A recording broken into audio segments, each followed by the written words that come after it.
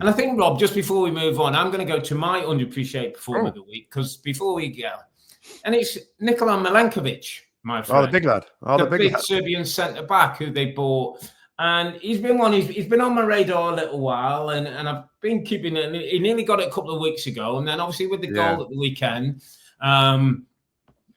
little money in Premier League terms, like a pittance they paid for him, Rob, into around 20 million or something, that kind of money.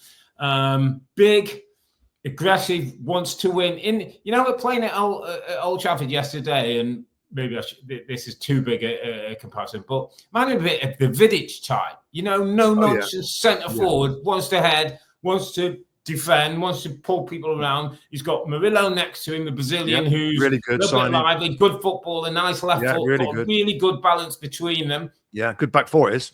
Really good back four. That's been built up with Aina one side and Moreno often on the left-hand side. It's a really, really good back four. And I was looking at the back two yesterday, Rob, and I said, I'm not sure I'd swap any of the Manchester United back three for any of them, mate. Agreed. That's how good they've been. And Milenkovic has been quietly going about his business in a really good manner. And as you say, they've got a good defence, good defensive record. And I just think he's one of those players who goes a little bit out of the radar. Chris Wood gets the goals, and Gibbs White, lovely footballer, good on the eye. I don't think he quite gets enough of a mention, Milenkovic, at the back.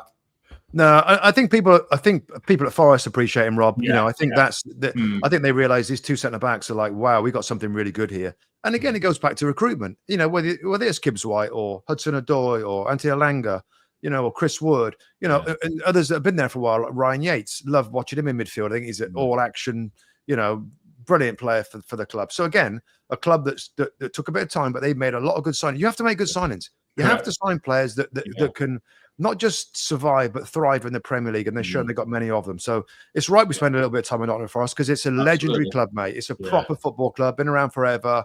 It'd be great to see him back in Europe, wouldn't it? Some kind of European competition, amazing. whatever it is. It'd be brilliant to see Forest back in there.